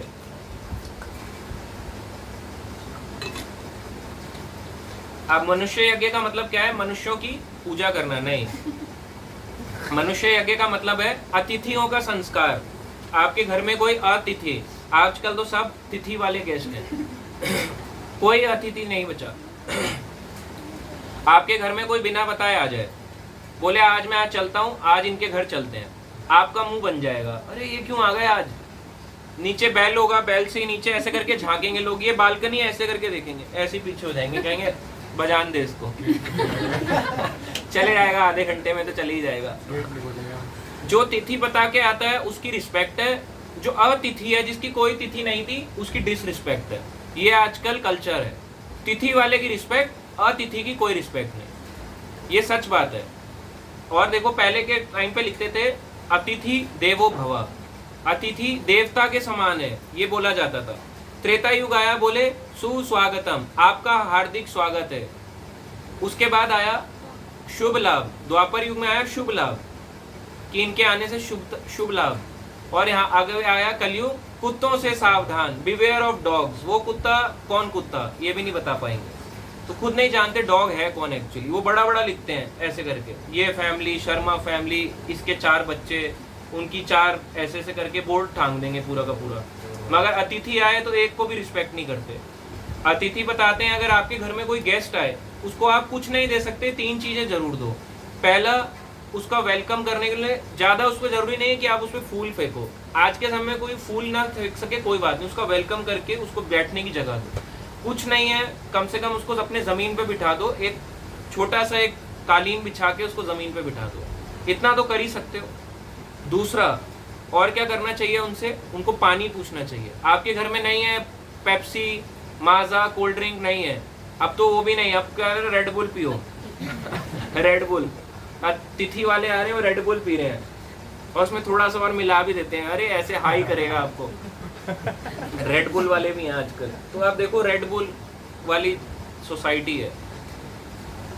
अब पहले क्या बोलते थे, पानी दो, दूसरा उसको पानी देना चाहिए, तीसरा उसे अच्छे वचन, उसका अच्छे वचन से बोलना चाहिए, उससे बात करो, मीठी बात करोगे ऑटोमेटिकली वो आया किस लिए, आपसे बात करने, आपसे मिलने। कई लोग खाने गए होते हैं अतिथि, पर सारे तो ऐसे नहीं होते, कुछ तो बात करने ही गए हैं। और लोग आते हैं पहले ही उसके हाव भाव को समझ जाते हैं, पैसे मांगने आया होगा, राशन मांगने आया होगा, खाने आया होगा हमारे घर का फ्री का, मुंह बन जाता है लोगों का, आ गया, ऐसी मन ही मन चल रहा होता है, तुमने इनको मुंह लगा रखा है। हस्बैंड वाइफ को बोले, वाइफ हस्बैंड को, हस्बैंड वाइफ को, तुमने इन्हें मुंह लगा रखा ज्यादा ही तभी आते हैं। तो अतिथि ऐसे सिस्टम बन गया, बहुत खराब हो गया है, अतिथियों की अब कोई सत्कार नहीं है। तो मनुष्य यज्ञ, ये 5 तरह की चीजें। पहले के टाइम पे कुछ खाना बच जाता था तो बोलते थे आवाज लगा के, वैदिक शास्त्र बोलते हैं कि आवाज लगा के पूछो इस एरिया में कोई भूखा तो नहीं है। अब कोई आवाज लगा सकता है? कहेंगे पागल है क्या, पड़ोसी बोलेंगे पागल है, किसको आवाज लगा रहे हो भाई, ज्यादा एक्स्ट्रा हमें दे दो। आपके घर में जो आते हैं ब्लिंकिट वाले या वो वाले, हमारे घर में बेल बजवा देना अगर एक्स्ट्रा आ रहा है तो, एक्स्ट्रा कुक करते हो तो अब कोई सत्कार नहीं बचा है। तो 5 महायज्ञ करना जरूरी है। अगर कोई ये भी ना कर सके उसके लिए बताया गया है हरि नाम संकीर्तन यज्ञ। इतना तो करे, जो ये करेगा वो ऑटोमेटिकली इन 5 चीजों को करने लग जाएगा, उसको सेपरेटली कुछ करने की जरूरत नहीं है। वो शास्त्र भी पढ़ेगा, देवताओं का सम्मान भी करेगा, ऑटोमेटिकली वो श्राद्ध भी करेगा, और वो भूत यानी सारे जीवों के केयर भी करेगा, और मनुष्य अतिथियों का सत्कार भी करेगा। 5 चीजें करने लगेगा। क्या करने से? केवल एक हरि नाम संकीर्तन यज्ञ करने से। तो ये कोई छोटा मोटा यज्ञ नहीं है, ये बहुत कलयुग में और कोई यज्ञ आप नहीं कर सकते। आप ना, आपके पास पैसा है, ना उम्र है, ना शक्ति है, कैसे करोगे यज्ञों को? तो ये 5 महायज्ञ बताए गए। आगे हम चलते हैं, जो कि सबसे इंपॉर्टेंट श्लोक आज का भोग लगाने के ऊपर, ये हमें नोट करना चाहिए। 3.13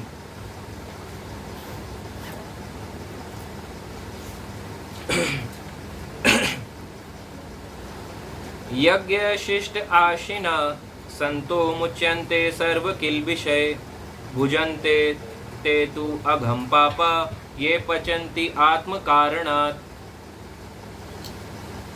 कुछ ले लो। भगवान के भक्त सभी प्रकार के पापों से मुक्त हो जाते हैं। यहाँ पे बताया जा रहा है भगवान के भक्त सभी प्रकार के पापों से मुक्त हो जाते हैं। यहाँ पे केवल ये नहीं लिखा 1 या 2 पाप, ये वाला पाप, सभी पापों से मुक्त हो जाते हैं, क्योंकि वे यज्ञ में अर्पित किए भोजन प्रसाद को ही खाते हैं। जो यज्ञ में अर्पित किया गया हो, यानी यज्ञ यानी भगवान विष्णु को जो अर्पित किया हो उसी को ही खाते हैं। अन्य लोग जो अपने इंद्रिय सुख के लिए भोजन बनाते हैं वे निश्चित रूप से पाप खाते हैं, जो इंद्रिय सुख के लिए बनाते हैं। और सारे लोग भक्ति में भी इंद्रिय सुख के लिए ही बनाते हैं, क्योंकि हमें तो भगवान की केयर है ही नहीं। भगवान के लिए कभी हम पूछते हैं कि हम क्या, किससे पूछते हैं? हम पूछते हैं आने वाले से मेन्यू पूछते हैं, क्या बनाऊं आज तुम्हारे लिए, या आज खुद ही मन करता है पास्ता बनाए, पिज्जा बनाए। भगवान से थोड़ा ना पूछा, इंद्रिय सुख तो खुद का है ना। भगवान कहेंगे तू मेरे लिए थोड़ा ना पूछ रहा है, अपने लिए बना रहा है, मेरे को तो तूने तुलसी लगा के फॉर्मेलिटी कर दी। तो राधा रानी उसमें से क्या ग्रहण करते हैं? भगवान उसमें से भाव खाते हैं। और राधा रानी जो होती है वो चेक करती हैं कि ये भगवान के लायक है या नहीं है। वो टेस्ट करती हैं, ओ ये बेकार है, उसको रिजेक्ट कर देती है, क्योंकि अपने इंद्रिय सुख के लिए बनाया है, जो भगवान के लिए बनाया गया। अब भगवान के लिए कैसे बनाना है? इस भाव से कि इसको भगवान सच में खाते हैं, ऐसा नहीं है कि नहीं खाते। एक एग्जाम्पल देते हैं। एक भक्त था, भक्त नहीं था, एक व्यक्ति था जिसका नाम था धन्ना जाट। वो एक बारी है, उसको एक पंडित जी थे, उनने शालीग्राम के रूप में उसको पत्थर दे दिया। पत्थर दे दिया तो उन्होंने कहा, बोला कि पत्थर भगवान होता है, खाता है क्या? तुम शालीग्राम पे भोग लगाते हो, भगवान विष्णु का स्वरूप है शालीग्राम, मैं कैसे मानूं पत्थर खाता है? पत्थर पे उसने उसको, पंडित जी थे, उन्होंने पत्थर को भोग लगाने को दे दिया, लगाओ पत्थर पे लगाओ। अब उसको पता नहीं शालीग्राम क्या है और पत्थर क्या है। पत्थर लेके चला गया और पत्थर पे ही रोज भोग लगाने लगा। एक दिन जो है, कई बार उसने ट्राई किया। पहला दिन ट्राई किया, पंडित जी ने बताया आप इस पे तुलसी डालो, घंटी बजाओ, ऐसे भोग लगाओ, पर्दा लगा के रख दो। वो रोज रखता था पत्थर को। कह रहा खा ही नहीं रहे, खा ही नहीं रहे, खा ही नहीं रहे। तो उसने खाना खुद छोड़ दिया। कह रहे ये कैसे भगवान है, मैं भी देखता हूँ आज कब तक नहीं खाएंगे। तो वो बैठा रहा, रोज अपना ऐसे करके अपना बैठे रहता। कई दिन ऐसे बीत जाने पे एक दिन उस पत्थर से भगवान प्रकट हुए और उसको सच में खा लिया। तो जब सच में खा लिया तब उसको यकीन हुआ कि हाँ भगवान ने खाया है। तो वो एकदम हैरान हो गया, वापस पंडित जी के पास गया। बोले पंडित जी चमत्कार हो गया, देखो आपने सही कहा था, भगवान खाते हैं, आज मुझे पता चल गया। पंडित जी ने कहा हो ही नहीं सकता। कह रहे कैसे नहीं हो सकता, आपने मुझे दिया है, आपने बोला ये भगवान है, मैंने इसको भोग लगाया। पंडित जी कह रहे हो ही नहीं सकता, मैंने तेरे को शालीग्राम थोड़ा ना दिया, मैंने तो तेरे को पत्थर दिया था, पत्थर थोड़ा ना खाता है। वो कहता है पत्थर नहीं, ये पत्थर भी खाता है। और पंडित जी ने जब ट्राई किया तो उनकी बात को नहीं सुनता था। और किसकी सुनता था? उस जाट की। तो भगवान क्या देखते हैं? नियमों से परे होके भगवान भाव देखते हैं। तो इसका मतलब घंटी बजाना, तुलसी लगाना छोड़ दे, वो भी करना है, मगर भाव भी होना चाहिए कि ये भगवान इसको पाएंगे, सच में ग्रहण करेंगे। अगर आप घर में अभी प्रसाद बन रहा है, प्रभु जी बना रहे हैं, मान लो 15-20 लोगों का हमने बोला, 20-25 लोगों का, मान लो भगवान आया, भगवान ने देखा अरे क्या बनाया है, आज इसको मैं ही खा लेता हूँ, और सारे लोग हम भूखे बैठे हैं, क्या होगा? भगवान से आज ही द्वेष करने लग जाएंगे कि सारा खा गए। भगवान से प्यार कब आता है? तो भगवान उसको केवल देखने से भी खा लेते हैं। जरूरी नहीं है कि भगवान को उसमें अपनी जीभ लगानी है। भगवान अपने पैरों से भी खा सकते हैं, हाथों से भी खा सकते हैं। भगवान चाहे तो आंख से, कान से, कहीं से भी कुछ कर सकते हैं। आंख से देख सकते हैं और कान से भी देख सकते हैं। कान से सुन सकते हैं तो आंख से भी सुन सकते हैं। भगवान का सारे अंग हर तरह का कार्य कर सकता है। तो भगवान को जो बिना भोग लगाए खाता है वो पाप खाता है। कोई भी अगर आपको पूछे आप भोग क्यों लगाते हो, इतना स्ट्रेस क्यों देते हो भोग लगाने पे, उसको ये 3 श्लोक बताओ। स्पेशली 3.13 की भोग लगाए बिना जो खाता है वो केवल और केवल पाप खाता है, उसका जीवन पापमय है। और जिसको पाप खा रहा है उसका जीवन शुद्ध क्या होगा? दुखी, कष्टों भरा होगा। ये कोई बोले मैंने जिंदगी भर कोई पाप नहीं किया, मुझे नहीं लगता मैंने पाप किया है, उनको बोलो यही आपने पाप किया। देखो आपने पूरे जीवन में अन्न खाया है, सबसे ज्यादा काम आपने खाने का ही किया है, वो खाना ही आपने बिना भोग लगाया, यही सबसे बड़ा पाप है। यही आपकी पूरी चेतना को खराब कर चुका है। तो ये है 3.13। नेक्स्ट चलते हैं, 2-3 श्लोक और करते हैं। तो 14 नंबर श्लोक है, अन्नात् भवन्ति भूतानि पर्जन्यात् अन्न संभव, यज्ञात् भवति पर्जन्य यज्ञ कर्म समुद्भव। यहाँ पे भगवान कह रहे हैं सारे प्राणी अन्न पर आश्रित हैं। जितने भी प्राणी हैं अन्न खाते हैं, जितने भी हम लोग हैं इस पे आश्रित हैं, अन्न पे। जो कैसे उत्पन्न होती है? वर्षा से। वर्षा माता जी, वर्षा यानी बारिश, बारिश से उत्पन्न होता है अन्न। कैसे फसल कैसे बढ़ती है? बारिश से। वर्षा कैसे आती है? यज्ञ संपन्न करने से होती है, और यज्ञ नियत कर्म करने से उत्पन्न होता है। तो पहले हमें कुछ कर्म करना पड़ेगा यज्ञ करने के लिए। यज्ञ करने से भगवान या देवी देवता प्रसन्न होंगे, फिर बारिश होगी, बारिश करने से क्या आएगा? अन्न आएगा। और जो अगर भगवान अगर यही ना करे, बोले भक्ति मैं नहीं करता, उसके आ सकता है अन्न आ सकता है, उसके पास नहीं आ सकता। इसलिए आप देखते हो ज्यादातर जगहों पे सूखा क्यों पड़ जाता है? ड्रॉट आने का रीजन क्या है सूखा पड़ने का? क्योंकि लोग उस जगह के अधर्मी है। आज के समय आप जाओ, अफगानिस्तान एक कंट्री है, वहां पे किस चीज किनका रूल है? आज के समय तालिबान रूल है, या कई लोग कहते हैं टेररिस्ट हैं, कई लोग कहते हैं कम्युनिस्ट हैं, जो भी हैं उनका रूल है। अब उनकी कंट्री में खाने के लिए लोग पता है लाले पड़ रखे हैं। आपकी कंट्री में आप जो मर्जी खा लो, पिज्जा समोसा ये मंगाया, ऑर्डर कर दिया, अभी 2 मिनट में डिलीवर हो जाएगा। कोई कंट्री इतना फास्ट डिलीवर नहीं करती जितना इंडिया में होता है। आप हैरान हो जाओगे, सबसे फास्टेस्ट डिलीवरी इंडिया में चलता है, जबकि इंडिया में सबसे टफेस्ट रूट है। एक गली का रास्ता यहाँ से उससे पूछे जा रहे हैं, इतना कोऑर्डिनेशन बिठाते हैं, उसको भी पता है ये वाला बोर्ड है, ये वाला खंबा लगा है, ये वाली लाइट है, कौन से कलर का घर है, सारे कलर जानते हैं इंडियन। ये ब्राउन है, ये लाइट ब्राउन है, ये ग्रे और ब्राउन का मिक्सचर है, सारा बता देंगे। इस वाले घर के नीचे ये बालकनी आगे बढ़ी है, इसके नीचे किसी गोरे आदमी को बताओ, परेशान हो जाएगा, वो सुसाइड कर लेगा अगर इस तरह से उसको डिलीवर करने के लिए बुलाया जाए। वो आते हैं एकदम शान से।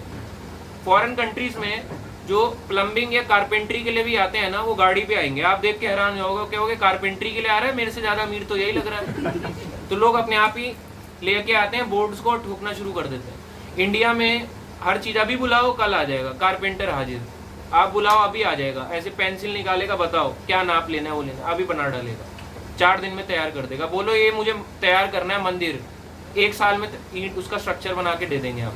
जो आप बोलोगे इंडिया में जितना फास्ट रिसोर्सेज अवेलेबल है इतना कहीं भी अवेलेबल नहीं है। सब कुछ अवेलेबल है, क्या हमारे में कमी है बताओ? एक चीज की कमी है, वो हमारी चॉइस। हमारी चॉइस इतनी बेकार है, हम उसको समझना ही नहीं चाहते। बोले भक्ति कर लो, नहीं करूंगा। अरे आपके फायदे के लिए बोल रहे भक्ति कर लो, नहीं करूंगा। आज के समय में अफगानिस्तान में आप जाओ, वहां पे खाने को नहीं है। क्यों नहीं है? ये यज्ञ संपन्न नहीं करते। उनको जो प्रॉफिट ने फिलॉसफी दी, आप ये वाला इतना तो करो, नहीं करते। उनके यहाँ पे क्या पड़ा हुआ है? सूखा, अनाज नहीं है उन लोगों के पास, भूखे मर रहे हैं। ज्यादातर आप देखोगे इंडिया में माइग्रेट कर चुके हैं, दिल्ली एनसीआर इन रीजन्स में, हर जगह। और वो शरीफ है, उनको कुछ नहीं पता, वो आ गए बस कि हमारी कंट्री में ऐसा है, हम आ रहे हैं। तो आप देखो आपकी कंट्री में कितना सब कुछ अवेलेबल है, क्यों? आज भी ये यज्ञ संपन्न किए जा रहे हैं।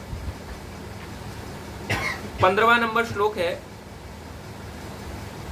कर्म ब्रह्म उद्भवम विद्धि अक्षर समुद्भवम ब्रह्मक्षर समुद्भवम तस्मात् सर्वगतम ब्रह्म नित्यम यज्ञे प्रतिष्ठितम। तो ये ब्रह्म है, ये ब्रह्मा नहीं है। कई से ब्रह्मा पढ़ते हैं, ये ब्रह्म है। तो यहाँ पे देखो, जब आप इसका अनुवाद इसका वो देखोगे शब्दार्थ, यहाँ पे 2 बार ब्रह्म आया है। एक बारी ब्रह्म को बताया जा रहा है वेद, एक बारी ब्रह्म वर्ड का बताया जा रहा है भरम, एक बारी आया है यहाँ पे। तो 2 प्रकार से यहाँ पे ब्रह्म बताएं। एक को बोला गया वेद, एक बारी ब्रह्म क्या बोला गया है, ब्रह्म को ब्रह्म ही बोला गया, यानी आत्मा। एक ब्रह्म का मतलब आत्मा भी होता है, पर ब्रह्म यानी परमात्मा। एक ब्रह्म को यहाँ पे वेद बोला गया। तो कई लोग डाउट करते हैं कि प्रभुपाद जी ने जो ग्रंथ लिखा है इसकी ट्रांसलेशंस को बदल डाला। ये गलत है। एक ही संस्कृत मीनिंग के कई, एक ही वर्ड के कई मीनिंग्स होते हैं, तो उन्होंने कोई बदला नहीं है। एज इट इज, जो भगवान ने दिया एज इट इज लोगों को प्रदान कर दिया। इसका ट्रांसलेशन पढ़ेंगे। वेदों में नियमित कर्मों का विधान है और ये वेद साक्षात श्री भगवान पर ब्रह्म से प्रकट हुए हैं। फलतः सर्वव्यापी ब्रह्म यज्ञ कर्मों से सदा स्थित रहता है। जब भी हम कोई यज्ञ कार्य करते हैं, भगवान उसमें सदा उपस्थित रहते हैं। भगवान कहते हैं भोगने वाला कौन हूँ, भोक्ता राम यज्ञ तपसाम। जितने भी यज्ञ हैं उसका भोक्ता भगवान कहते हैं मैं हूँ। और अगर भगवान को ना दिया जाए तो क्या होगा, उसका कर्म बंधन लगेगा। सिंपल, उसका पाप कर्म लगेगा यदि वो भगवान को बिना भोग लगाए खाता है। कई बार अब आजकल लोगों ने देखा है, लोग सड़कों पे खड़े होते हैं, ऐसे लेंगे कुछ ना कुछ भी ले लेंगे, बोले जैन फूड है, उसको ऐसे करेंगे। उनको अब ये बता दिया गया, वैसे बताना नहीं चाहिए, ऐसे करके बोल दिया, इस पे लगाया हरे कृष्ण कृष्ण कृष्ण हरे हरे राम राम राम हरे हरे 3 बार बोलेगा और वहाँ प्रसाद ऐसे करके खा लेगा। बोलेगा हो तो क्या भूख। महाप्रभु कह रहे हैं ऐसे करके खड़े हैं, कह रहे मैं तो तेरे को लेने आया था कि ऐसे करके उठा ले जाऊंगा, तू ऐसे करके खा रहा है। अपने हाथ ऐसे करने की जगह इसको, तेरे पास इतना भी समय नहीं है कि इसको भोग लगा सके। इतनी परिस्थिति आ गई थी। दिल्ली में लोग कहते हैं प्रभु जी परिस्थिति बड़ी खराब आ जाती है ना, बाहर खाना पड़ता है। अरे दिल्ली में तो कुछ भी नहीं है परिस्थिति खराब, कितनी चैन की नींद है यहाँ पे। यूक्रेन में आप जाओ, सायरन बजते हैं रात को। अभी आप देखना, यूक्रेन से कई डिवोटीज जो इंडिया है, वृंदावन में रहते हैं, वो अपने स्टोरीज वगैरह में डालते थे। अगर आप उनको कभी देखो इंस्टाग्राम, फेसबुक या ऐसे सोशल मीडिया पे, वो लोग अपने इनमें डालते थे। तो वहाँ पे सायरन बजते हैं रात को, अचानक से वॉर हो गया, मिसाइलों की आवाज आ रही है और वो बंकर्स में नीचे भाग रहे हैं। आपके यहाँ कुछ नहीं है, मस्त बैठे हो, मस्त खा रहे हो, कोई टेंशन नहीं है। थोड़ा थोड़ा अपने आप ही लोग टेंशन बनाए बैठे हैं, मेरे साथ ये नहीं हो रहा, अच्छा लड़का नहीं मिल रहा, पत्नी साथ नहीं दे रही, ट्यूशन वाले अच्छे नहीं है, टीचर अच्छा नहीं है, पेरेंट्स अच्छे नहीं है, बच्चे अच्छे नहीं है, रोए जा रहे हैं बिना मतलब के। छोटी छोटी और ये बहुत माइनर प्रॉब्लम्स हैं जो बहुत माइन्यूट लेवल पे हैं, कोई बड़ी प्रॉब्लम नहीं है इंडिया में। अगर आप देखो आज भी कोई बहुत मेजर प्रॉब्लम्स में नहीं चल रहा है इंडिया, बहुत रेयर प्रॉब्लम्स है इंडिया के अंदर। फाइनेंशियल प्रॉब्लम कितनी है आपके घरों में, बताओ कब आपके भगवान ने आपके घरों में रोटी छीन ली, आज इसको रोटी नहीं दूंगा। सब कुछ करता है भगवान। यहाँ पे इतनी कृपा है इंडिया के अंदर, कुछ मत करो आपका जीवन कट सकता है, ये भी गारंटी है। स्पेशली दिल्ली और ये जो यहाँ के एरिया जो सेफ ही है ना, यहाँ बाढ़ भी नहीं आती ना साइक्लोन आने, लोग ही मारने में लगे हैं बस एक दूसरे को। आज तेरे को बताऊं, मैं मेरी गाड़ी को ठोकता है, देख कितनी 5-15 लाख की गाड़ी, उधर को बताता हूँ, गन निकाल लेगा ऐसे करके दिखाने के लिए।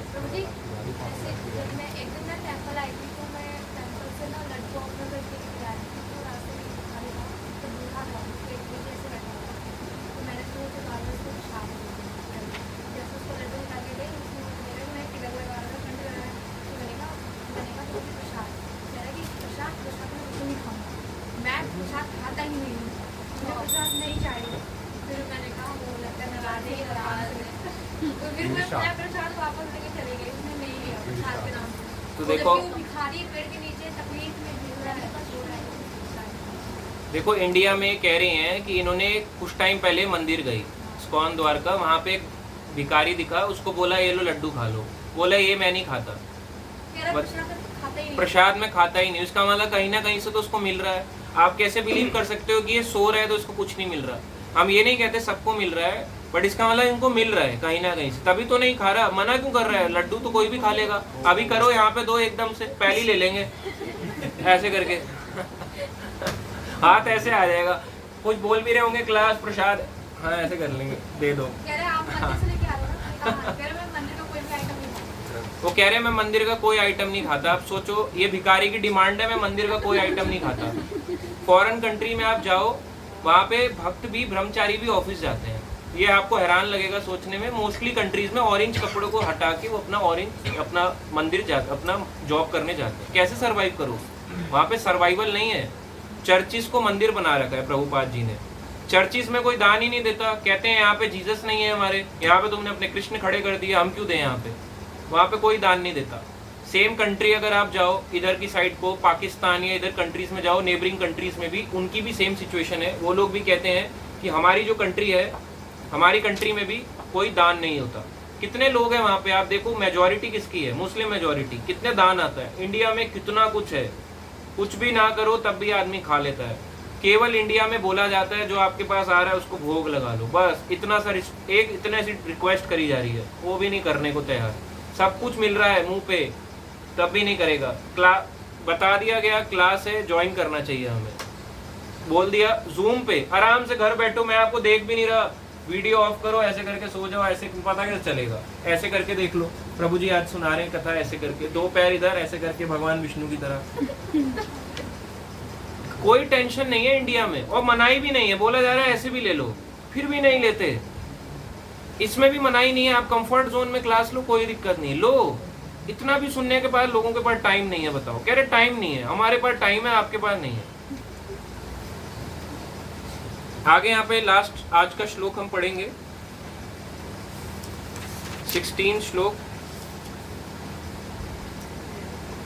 एवं प्रवर्तितं चक्रम न अनुवर्त्यति इह अग आयु इंद्रिय आरामा मोघम पार्थ सह जीवति। हे प्रिय अर्जुन, जो मानव जीवन में इस प्रकार वेदों द्वारा स्थापित यज्ञ चक्र का पालन नहीं करता, वह निश्चय ही पापमय जीवन व्यतीत करता है। ऐसा व्यक्ति केवल इंद्रियों की तुष्टि के लिए व्यर्थ ही जीवित रहता है। व्यर्थ, भगवान कह रहे हैं व्यर्थ है वो, मेरे लिए किसी काम का नहीं है। आप बताओ, जो इंद्रिय सुख के लिए जीवन जी रहा है, वेदों के अकॉर्डिंगली नहीं जी रहा। अब वैदिक क्या है? केवल 4 वेद, ऋग्वेद, सामवेद, यजुर्वेद, अथर्ववेद, वैदिक शास्त्रों की बात हो रही है। वेदों के द्वारा किसको जानना है?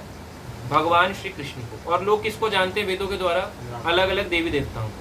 मगर भगवान कह रहे उतना भी नहीं करता, जो शास्त्र उन्मोदित कर्म नहीं करता, यानी कर्म कांड भी नहीं कर रहा। भगवान कहते हैं वो व्यर्थ जीवन जी रहा है, भगवान के लिए व्यर्थ है।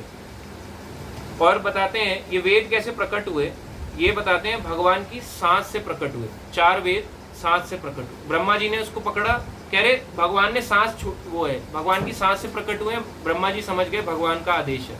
ब्रह्मा जी ने उस वेदों के ज्ञान को लिया, 4 भागों में उसको डिवाइड कर दिया, ऋग्वेद, सामवेद, यजुर्वेद, अथर्ववेद। इस तरह से वेद फिर आगे गुरु परंपरा में आ गया। सारे शास्त्र ऐसे ही आगे बढ़े। हाँ, उपनिषद जो है ये वेदों का ही पार्ट है। जैसे एक उपनिषद ईशोपनिषद है जो सारे उपनिषदों में से प्रमुख है, वो क्या है? ईशोपनिषद। उपनिषद वेदों की व्याख्या है। जैसे किसी चीज की डिटेलिंग देनी है वो क्या होगा? उपनिषद। जैसे आपको एक बुक है, अभी पूछा जैसे प्रभुपाद जी की लाइफ है, उस 2 तरह की बुक आती हैं। एक आती है उनकी जीवनी के ऊपर, एक आती है प्रभुपाद लीलामृत। लीलामृत डिटेल में है, एक समरी में है। तो वेद जो हैं उनकी जब डिटेलिंग करी जाती है वो उपनिषदों में होती है। और इन उपनिषदों को पालन कैसे करना है वो आता है पुराणों में, अलग अलग लीलाओं के रूप में समझाया जाता है। और पुराणों के बाद जो उसको भी नहीं समझ सकता, सीधा स्टोरी फॉर्म समझना चाहता है, उनको दिया जाता है महाभारत। महाभारत समझो, और उससे आगे बढ़ते हैं जब गीता। और जब सारा इसका जो कंक्लूजन है वो होता है वेदांत सूत्र। और वेदांत सूत्र को जो सही रूप से समझना चाहता है, यानी भक्ति को पकड़ना चाहता है, वो फॉलो करता है श्रीमद् भागवत महापुराण, उसको पकड़ता है वो श्रीमद् भागवतम को। अब मैं पढ़ूंगा और फॉलो करूंगा। तो ये थे आज के 6 श्लोक।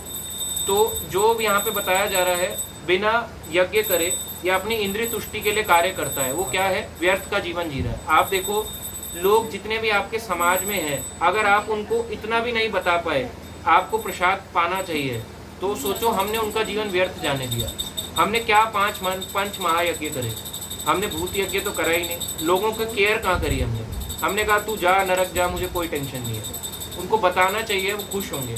और जो भक्त सोचते हैं कि प्रसाद तक की फिलॉसफी थी, उनको भी बता दें प्रसाद आपको भक्ति में जोड़े तो रख सकता है, आगे नहीं बढ़ा सकता। आगे तो आपको क्या बढ़ाएगा? हरि कथा और भगवान का हरि नाम, और क्या बढ़ाएगा? शास्त्रों को पढ़ना और सेवा करना, ये आपको आगे बढ़ाएगा भक्ति में। प्रसाद भक्ति में टिकाएगा और हियरिंग, रीडिंग, चैंटिंग आपको बढ़ाएगा। तो लोग यहीं टिके तो रहना चाहते हैं, बढ़ना नहीं चाहते। प्रसाद पाते रहूं, टिका रहूं, वो भी चला जाएगा, क्योंकि आपका जैसी फिलॉसफी खत्म हुई वैसे ही आपका प्रसाद भी पाने का मन नहीं करेगा। बहुत लोग जाते हैं, भक्त लेह लद्दाख घूमने जा रहे हैं, लद्दाख में बताओ उन्हें कौन सा प्रसाद वाला मिल रहा है जो तिलक लगाए हुए प्रसाद बना रहा है उनके लिए कंठी पहन के? एक भी व्यक्ति नहीं मिलेगा उनको। और लोग कह रहे हैं चले जाओ प्रभु जी, लेह लद्दाख घूमने चले जाओ। क्या करोगे लेह लद्दाख जाके? लेह लद्दाख भक्तों के लिए नहीं है। आपको अगर आपको जाना है बद्रीनाथ जाओ, ऊंची हाइट ही आपको जाना है ना, बद्रीनाथ जाओ। आपको भक्ति करनी है, आप केदारनाथ चढ़ाई करके जाओ अगर आपको इतनी भक्ति करनी है। नकली है ना, दिखावटी भक्त नहीं बनना है। बाइकों पे जा रहे हैं भक्त, तो तिलक मिटा हुआ है, दाढ़ी ऐसे बना लिए, ऐसे करके बाल ऐसे ऐसे ऐसे आंखों पे ले आए, गॉगल पहन लिए, सोचा पता नहीं चलता। सबकी शक्ल आराम से पता चल जाए। इंडिया में काले शीशे के अंदर भी कौन बैठा है आदमी देख लेता है। इंडिया में बैग से भी पहचान जाते हैं पीठ करके किसकी पीठ है। इंडियन में आप लोगों को फेक नहीं कर सकते, क्योंकि इंडिया में पता है हर चीज कोने कोने में फेक है, हर चीज अवेलेबल है इजी इंडिया में। इसलिए ये सब चीजें बहुत एक वो है, एक प्लस पॉइंट है इंडिया में कि जल्दी हर चीज को कैप्चर कर लेते हैं। इसलिए हमें जो भी देखो, आप ये सोचो कि कौन देख रहा है, बिना भोग लगाए कौन देख रहा है। हमें याद रखना चाहिए, कोई देखे ना देखे, यही पाप कर्म हमें लगेगा, भगवान हमेशा देखता है। अगर आज मैं बिना भोग का खा रहा हूँ, ये मेरा पाप करने का आगे मेरे को इसका मिलने वाला है। पानी पी सकते हो आप बिना भोग लगाए, वो चलेगा। पानी को नहीं लगा सकना, चलेगा। दूध जो है अगर आप नहीं लगा सकते, जो भी चीज आग पे नहीं पकती, लिम्का आग पे नहीं पकती, मिरिंडा आग पे नहीं पकती, वो फ्लेवर है और उसमें गैस भरा है, आग पे नहीं पकाया जा रहा। और क्या होता है, दूध गर्म करना अलग बात है, बट पकाया नहीं जा रहा। और दही, ड्राई फ्रूट्स, ये चीजें आग पे नहीं पकती। तो जो फलाहार होता है, इनका अगर आप भोग ना लगा पाओ और कंठी पहनते हो, ऐसे करके टच करा दो, ऐसे करके, तो ये अंडरस्टूड है। मगर अगर आप के पास कंठी नहीं है तो तुलसी का पत्तर ले जाओ अपने चैंटिंग बैग में, उसको डाल लो। आप इतना तो कर सकते हो, छोटे छोटे पत्ते क्रश कर लो, उसको डाल लो। इतना भी नहीं कर सकते तो कम से कम हाथ जोड़ के उसको हरे कृष्णा महामंत्र तो बोल लो 3 बार, इतना तो कर सकते हो। ये आपको आगे बढ़ाएगा। अब लोग देखते हो, आप लोग समोसे खा रहे हैं, चाट खा रहे हैं, आज संडे है, रजौरी गार्डन के छोले भटूरे खाएंगे, स्पेशल संडे मनाएंगे, और वो आपको क्या लेके क्या होगा उससे? आप भी उससे, आपको खाने से आपकी चेतना आगे बढ़ेगी। आओगे आप संडे क्लासेस में? कभी नहीं आओगे, मन भी नहीं करेगा, कहेंगे पागल है जो आदमी बोल रहा है, इसका दिमाग खराब हो गया। इतनी फिलॉसफी थी कि प्रसाद पाओ। इस अध्याय से आगे ही नहीं बढ़ पाए वो। तीसरा अध्याय 13 नंबर श्लोक से भक्त आगे नहीं बढ़ पाते, क्योंकि यहीं तक पढ़ना चाहते हैं, खाने तक। भाई यहाँ प्रभु जी समझ आ गया, हो गया, यहीं तक था बस भक्ति, इसके आगे के अध्याय मेरे लिए नहीं है। तो इसलिए आप कभी भी खाओ, भोग लगा के खाओ। आपकी चेतना, अगर आप भक्ति में लंबे समय तक चलना चाहते हो, भोग लगाओ। और जब भक्ति में आगे बढ़ना है तो हियरिंग, रीडिंग, चैंटिंग को बढ़ाओ। तो ये था आज की क्लास। तो अब हरे कृष्ण महामंत्र बोलेंगे दोनों हाथ उठा के, और जिसके क्वेश्चन है बोलेंगे हरे कृष्णा कृष्णा कृष्णा कृष्णा हरे हरे।